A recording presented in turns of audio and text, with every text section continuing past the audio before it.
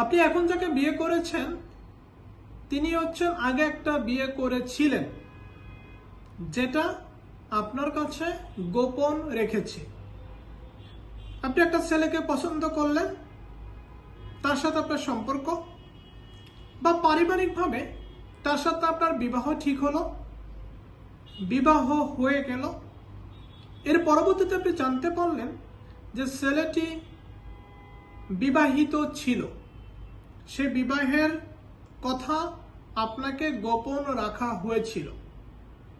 বিবাহের কথা গোপন রেখে আপনাকে যেহেতু বিয়ে করেছে, সে অপরাধ করে ফেলেছে।